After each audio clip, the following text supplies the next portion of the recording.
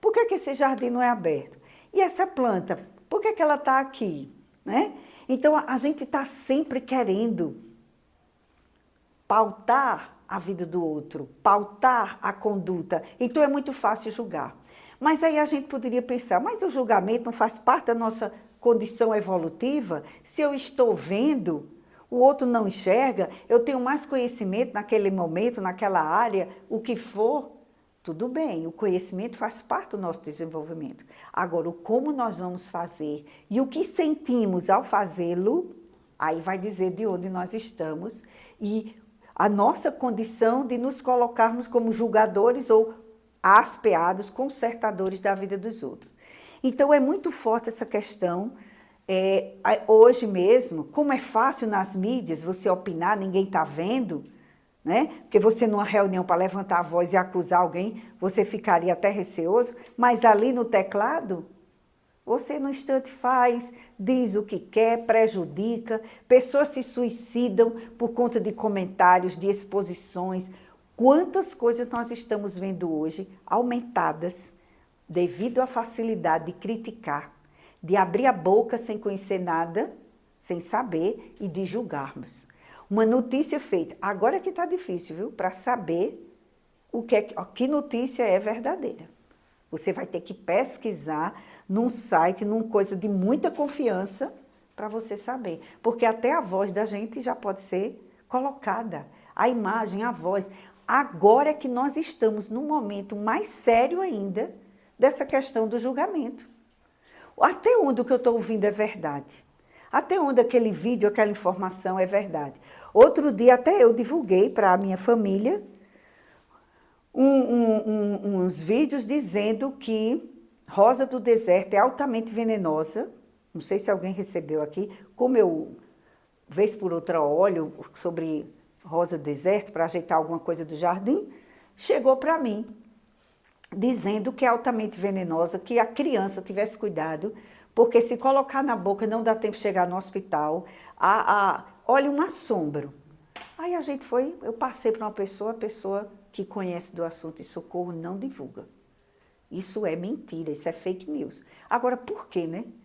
Fazer isso com qualquer coisa, veja como nós estamos. Então, hoje eu vejo uma necessidade maior da gente pensar sobre isso.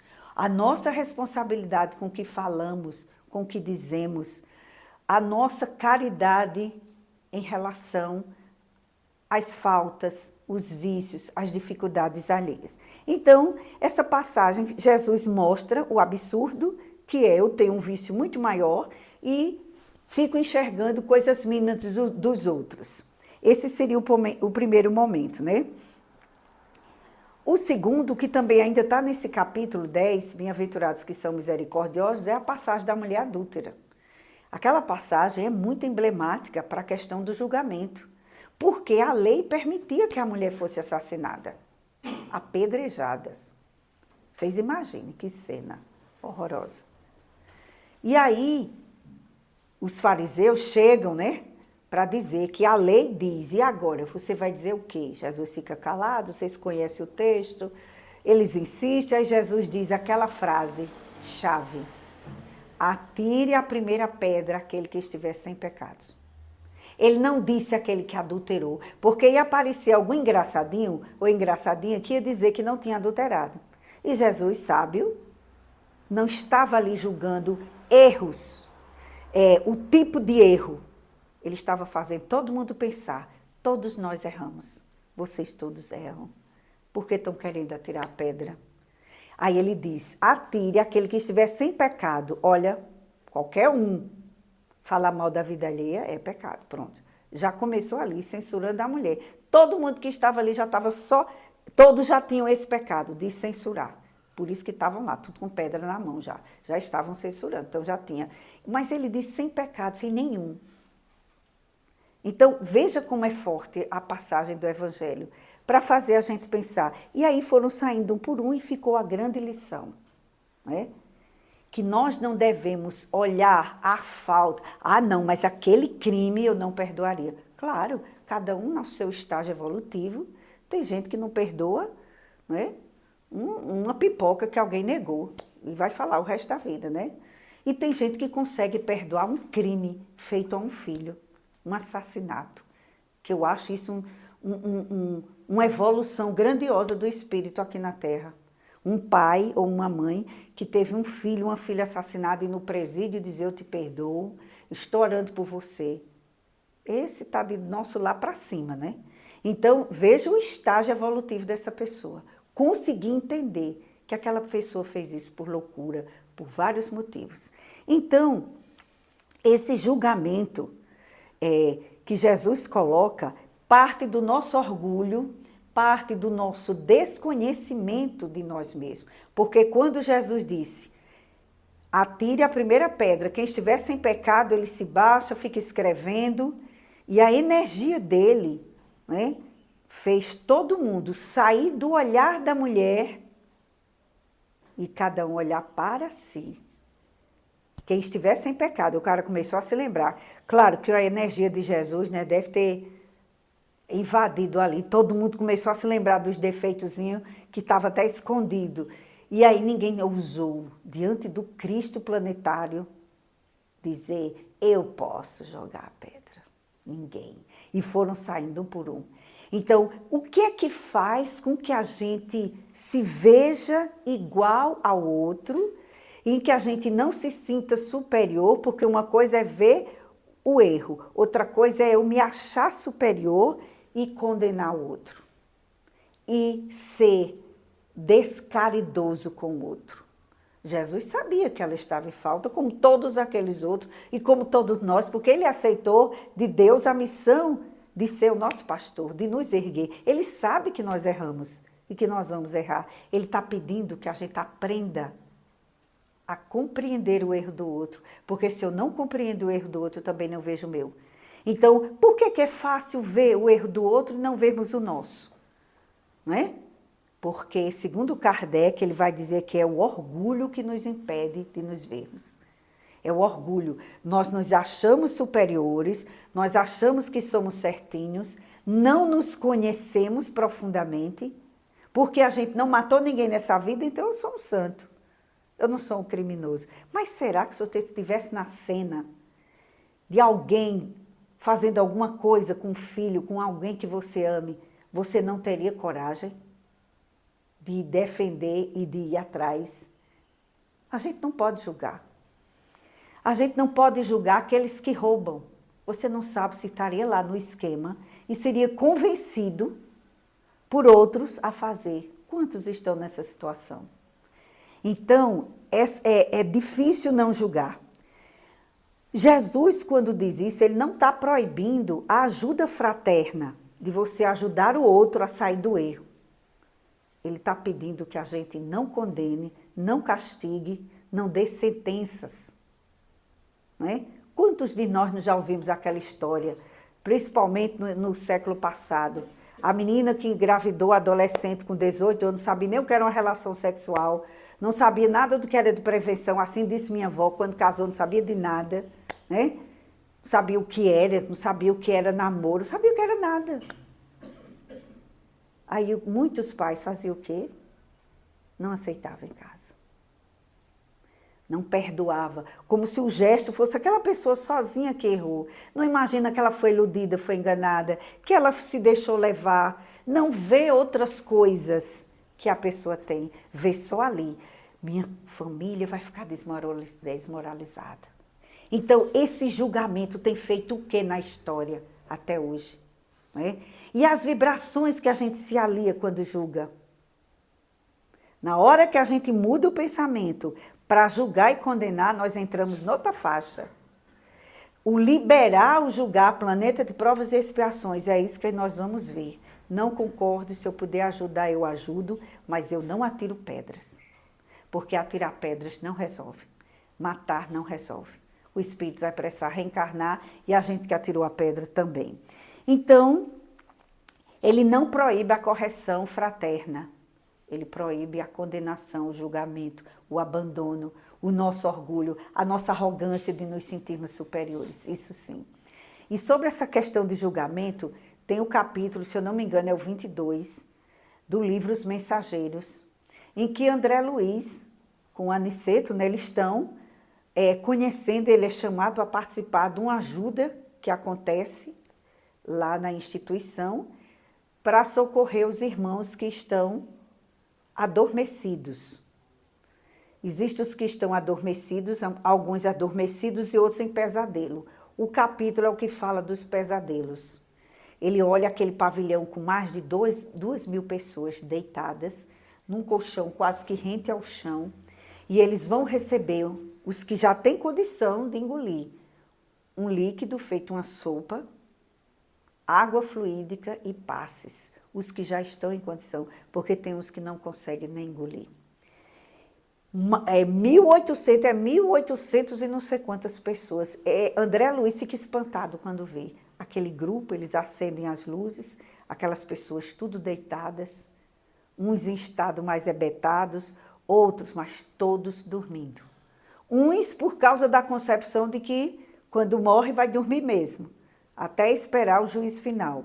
Você pensou tanto que morrer é dormir, que você, quando sai do corpo, está dormindo. Foi isso que você ordenou e acreditou a vida inteira. Outros não, estão em pesadelos. Quais são os que estão em pesadelos? Os que estão em conflitos, que fizeram muita barbaridade aqui na Terra, por equívoco, por tudo, e que são socorridos depois de muito sofrimento. Uns já estão mais arrependidos, outros estão ainda no processo. E o irmão Aniceto diz, olha, você vai colocar em experiência o auxílio que você recebeu mental para ver as dores dos outros. E André Luiz vai. Ele se concentra numa senhora que estava lá, Aniceto diz, vamos treinar o que você aprendeu, vamos treinar. Ele e Alfredo, que está com ele, o outro amigo. E vão lá. E ele começa a olhar para a mulher. A primeira vez que eu li esse trecho, acho que eu tinha uns 18 anos. Já faz um tempinho, viu, gente? Porque eu leio a cada 5 anos, eu leio novamente a coleção. Gente, quando eu li a primeira vez, eu não aguentei. Eu disse, eu era reprovada na hora, eu não estava nem lendo, eu disse direto. Porque a cena que é descrita, não vale nem a pena eu dizer aqui pra gente, não. É uma cena de assassinato. O marido, que já tinha pintado e bordado com ela, né? Já tinha feito todas, aprontado, mas estava arrependido, era um alcoólatra, estava querendo conviver, pedindo perdão e tudo, mas ela, impiedosa, o assassina de uma forma muito cruel. E essa mulher está nesse pesadelo, vendo isso direto. E ele vê toda a cena do crime, depois ela coloca o corpo num trilho de trem para ninguém descobrir, e depois disso ele vê os espíritos das sombras, espíritos muito mais cruéis do que o que ela fez. E ela entra em desespero, gritando, e é levada por eles. Então ela vive nesse tormento. E ele viu tudo isso, e olha o comentário de André Luiz. Eu não posso julgar essa irmã. Eu não sei como foi a vida dela, o que a levou a viver assim. Se teve um pai, uma mãe que lhe deu carinho. Se trouxe traumas de vidas passadas. Que experiência ela viveu com essa pessoa. O que a levou a ficar tão assim? Ele faz todo um apanhado psicológico e diz, eu não sou capaz. E ele disse que termina o atendimento tendo misericórdia. Aí Aniceto diz, tá bom, você já aprendeu a lição, vamos sair. Porque ele estava sendo testado. Se eu vi, ver. Porque uma coisa é ouvir, outra coisa é junto, né? Se presenciando. E como é que ele se comportaria se ele ia julgar? Se ele ia ter aquele desespero, porque a gente basta ouvir a notícia no rádio e na televisão, né? O que é que a gente faz? A gente já sai passando mal, a gente já sai querendo ir atrás, e se estiver perto, é assim que acontece nos lixamentos, porque as pessoas se descontrolam e entram na energia. Isso é desequilíbrio nosso, isso é desequilíbrio espiritual, desequilíbrio das emoções, né? Projeção, Joana vai dizer nesse livro aqui, olha, Jesus e o Evangelho à luz da psicologia profunda. Ela chama de psicologia profunda para mostrar o aspecto espiritual da psicologia espírita. Porque a psicologia do mundo analisa, mas ela chama de profunda por conta do aspecto espiritual. Então, Joana vai dizer o quê? Que justamente Nós não temos capacidade para condenar e censurar ninguém. Uma coisa é eu ter discernimento e saber. Isso é errado. Eu não quero compactuar com isso. Isso é discernimento. Isso é sabedoria. Outra coisa é eu julgar as ações alheias. Eu não tenho competência. Por que é que muitos de nós não perdoam os nossos pais? Que ainda fica com 50 anos se lembrando da surra que levou aos 12, aos 15, aos 18. Carrega para a idade idosa, às vezes até propiciando o Alzheimer, porque o Alzheimer muitas vezes é um socorro para ver se o espírito para de pensar tanta coisa ruim, para ver se o cérebro para um pouquinho e ele tem um período ali de reflexão, quase nada, mas de não aumentar o nível de perturbação energética ao corpo espiritual. Porque as doenças, elas nos curam. Elas vêm como alerta para a gente frear. Então, não é Alzheimer só porque você não leu, não fez isso, não fez aquilo. Tem Alzheimer também por conta do excesso de pensamentos de condenação, de raiva, de tristeza, de revolta. Tem. E existe o Alzheimer também por desgaste, por karma, né? Tem tanta coisa, a gente não pode dizer, essa doença é só isso. Não, tem vários aspectos. Então, a gente vai ver o quê? Que muitas pessoas ficam nesse esquecimento para poder retomar o percurso. Então, veja como é necessário, como diz no Livro dos Espíritos, como é que a gente pode superar essa questão desse julgamento excessivo para conosco, porque a gente também faz a nossa autopunição. A pessoa cometeu um erro, não se perdoa. Não se perdoa e vai carregando essa dor, esse drama. Enquanto ele não se sentir humilde, olha, eu sou igual aos outros, eu erro também. Eu achava que só quem errou foi meu pai, minha mãe, fulano, meu esposo, minha esposa. Não, eu também errei no processo. Nós erramos no processo de aprendizagem, porque ele faz parte do processo de aprendizagem. Enquanto a gente não sabe fazer, a gente vai errar, até a gente aprender. Então, já sei que por aquele caminho, toda vez tem um buraco. Não, eu não vou mais pelaquela rua, eu vou por outro. Você aprendeu. E assim nós vamos aprendendo com as emoções. Então, nesse processo de aprendizado, é a humildade que vai nos ajudar, porque ela é a mãe de todas as virtudes. Sem a humildade, a gente não consegue caminhar. Então, quando você diz, errei, realmente eu errei, reconheço, isso é humildade. Aí você tem chance, não errei não, a culpa foi dela. Eu matei porque ela me traiu.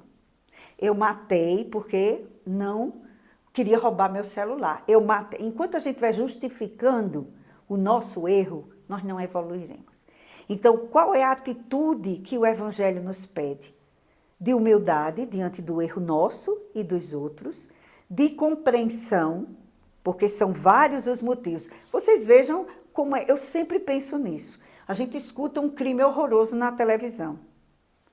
Aí a mãe, quando sabe, diz, meu filho enlouqueceu. Meu filho estava obsidiado.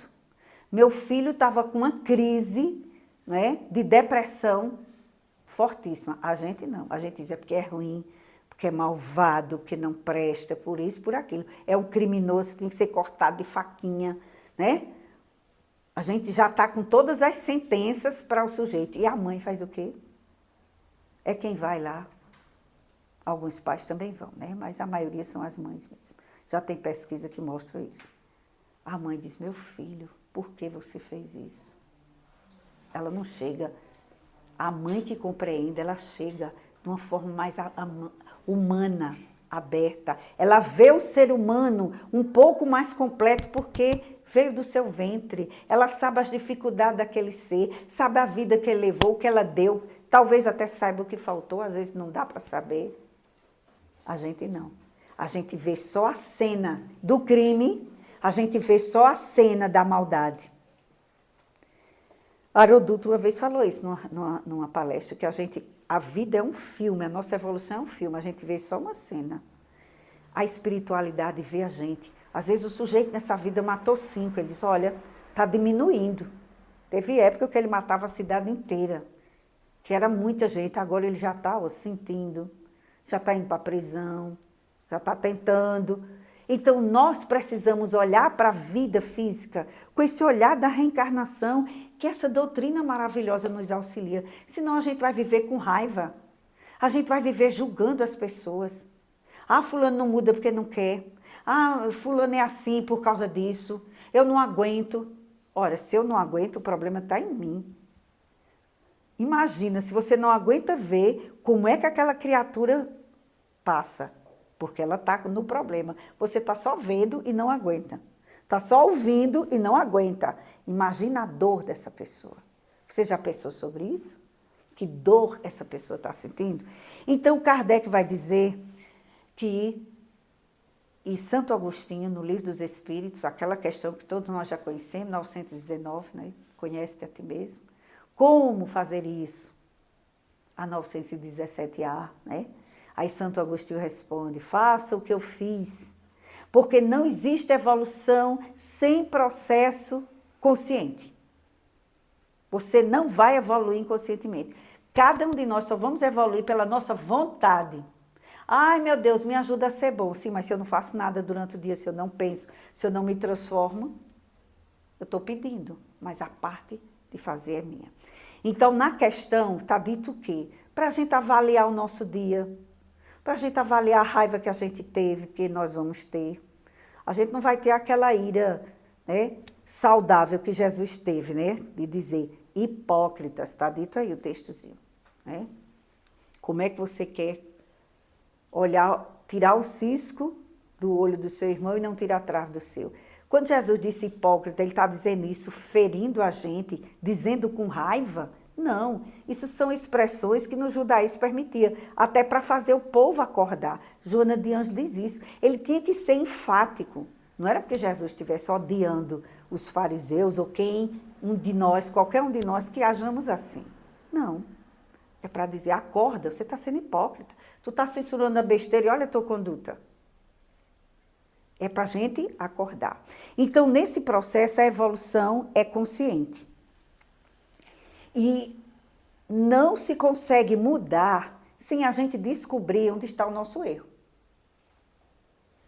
Quando a gente está fazendo um trabalho na faculdade, que a gente corrige, né? O aluno faz a redação, faz o resumo, faz o artigo, aí manda para o coordenador, para o professor. Ele vai olhar e vai dizer, olha, faltou, você só botou um objetivo, está faltando outro. Ele vai olhar seu texto, porque ele tem conhecimento, e vai dizer o que está faltando.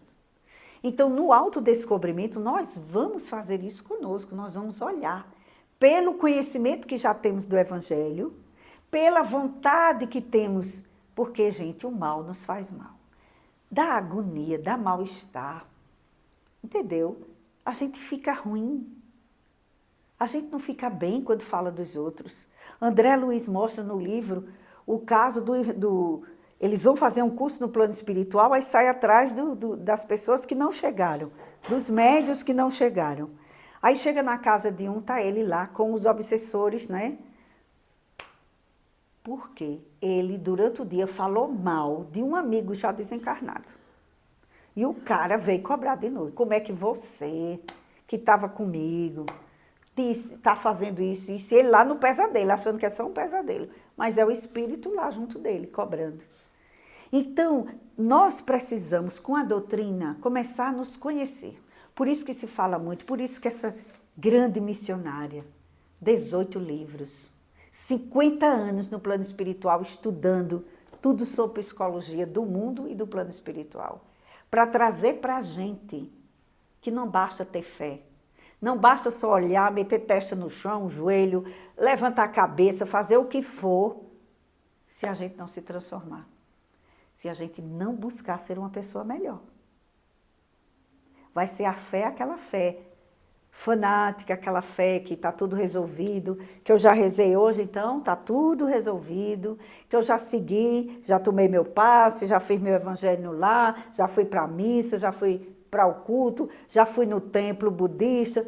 É a vivência e é o autodescobrimento. Então, por que é difícil conhecer? Por causa do nosso orgulho, que vai entrar em choque. Então, a primeira virtude é a humildade. E Joana vai dizer também no livro Autodescobrimento que o primeiro passo é esse mesmo, é a gente começar a sentir que não está gostando daquela conduta. Toda vez que eu falo mal de alguém, eu me sinto mal, alguma coisa não fica bem em mim. E se você passar a revista, como Santo Agostinho diz, à noite, como for o dia, desde de manhã, vocês tentem fazer pelo menos 2 vezes por semana. Pega um caderninho, anota alguma coisa, você olha e você vai descobrir, na hora que teve a cena que a nossa consciência acusa, você vai sentir, eita, eu não devia ter dito isso, não gostei de ter escutado, o que foi que eu senti quando alguém... Aí a gente começa a se descobrir, a saber quem nós somos. Por que eu sou tão intolerante? Por que eu sou tão impaciente? Por que é que eu brigo tanto para que os outros acreditem no que eu acredito? Para que essa agonia toda? O que será? Tem que saber que meu candidato é o melhor, meu time é o melhor, né? Minha religião é a melhor, meu emprego é o melhor. Tudo a gente... Por que essa ânsia, esse orgulho de querer mostrar para o outro que o que a gente tem é o melhor, né? Então, tudo isso são coisas para a gente fazer o autodescobrimento. Então, Joana diz, primeira coisa, se sinta, veja em você o que está já lhe causando mal-estar, insatisfação. Meu Deus, eu não estou gostando, eu estou me sentindo tão apegado, eu estou me sentindo tão frustrado. Por que eu estou sentindo isso? Começa a sentir essa insatisfação e vai atrás, persistir para descobrir. Aí pode ser atendimento fraterno, conversa com um amigo, pode ser ajuda do psicólogo. Joana diz, pode ser você conversando com o espelho, pergunte no espelho todo dia. Olhe para você no espelho e pergunte, ei, Socorro Paz, por que você está tão assim, irritada?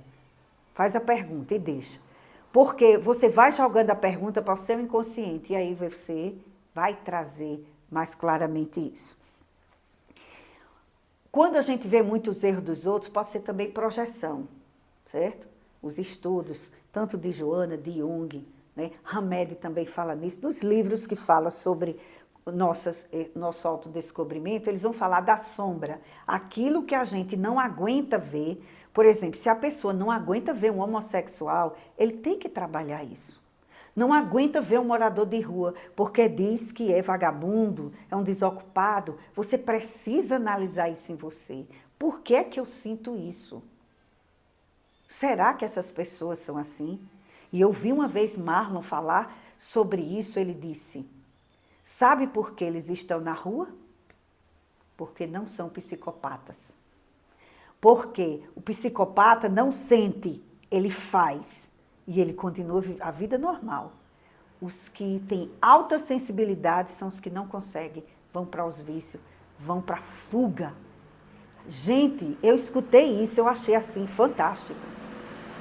Porque o que tem de pessoas que julgam, que diz que a gente não é para dar nem comida ao pessoal de rua, eu escuto isso, a gente tem trabalho na casa, tem gente que diz que isso é coisa de desocupado, está dando comida a quem não precisa, não merece e nem se esforça. É um ser humano. Olha como nós estamos distante do conceito de ser humano. Então, nós precisamos pensar sobre isso. Muitas vezes, aquilo que a gente condena muito nos outros, pode ter certeza. Nós não conseguimos enxergar em nós e fazemos a projeção. Fazemos a sombra. Não queremos ver a nossa sombra, projetamos no outro. E para finalizar, a gente entender que quando nós começamos a fazer o autoconhecimento, a gente desenvolve a indulgência. Sabe por quê? Porque a gente começa a se humildar. A gente começa a se ver de verdade. E você não se julga superior, porque você se vê também. Você vê o que você tem também de dificuldade. Então você não é capaz de estar julgando o outro. Tanto é que quem já passou por uma situação muito difícil de erro, ele é capaz de compreender o erro do outro, porque ele também já vivenciou. Então, a humildade é que nos torna não superiores aos outros, mas iguais. Estamos todos num processo evolutivo. Quem já aprendeu a amar, feito Madre Teresa, não reencarna mais que não, gente. Só reencarna para a missão, para acordar a gente que está leso ainda, que não sabe o que é amar, nem desprendimento. Todos nós que estamos reencarnados, de qualquer religião ou sem religião, não é religião que dá superioridade a ninguém. E nem é conhecimento. Conhecimento ajuda, facilita. É a vivência, é o que anda aqui dentro, é o que a gente traz na mente, o que a gente sente e o que a gente faz com as mãos. É cérebro, coração e mãos, como diz Pestalozzi, conhecimento, sentimento e colocar em ação. Isso é o que vai nos tornar pessoas melhores. Então, hoje, como nunca, em face dessa grande divulgação dos meios de comunicação, de tudo que é mídia, nunca se fez tão urgente pensarmos mais sobre a indulgência, pensarmos mais sobre a misericórdia diante dos erros dos outros e sobre não comentar. Tem lá uma cena em André Luiz, num velório, as pessoas tudo falando mal, e os obsessores, os inimigos, tudo. Aí outro contando piada, lá vem os obsessores que gostam de piada. Sintonia, quando nos ocupamos com a vida alheia e em falar, em divulgar, e em sentir, em criticar, nós baixamos a nossa vibração. A nossa vibração não é amorosa. Então, para vivenciar o Evangelho é mudar sentimentos. Não é só conhecer e frequentar. É a gente começar a mudar. E esse é o nosso desafio. Não vamos nos desesperar. Nós temos encarnações e encarnações. O que a gente não pode é parar. Tá certo? Mas todo dia a gente pensar um pouquinho, meu Deus, me ajuda, eu ainda continuo assim. Eu sei, Senhor, me dá paciência, mas que eu fique mais esperta. Anota, escreve, faz estudo, tenta ir caminhando, porque mais cedo ou mais tarde a gente vai ter que desenvolver. Então vamos fazer agora, enquanto a gente pode utilizar-se de muitos recursos, né, de oração e de tantas formas de trabalho. Que Jesus nos abençoe, que a gente cresça nessa virtude do perdão, da misericórdia e da indulgência. Muita paz.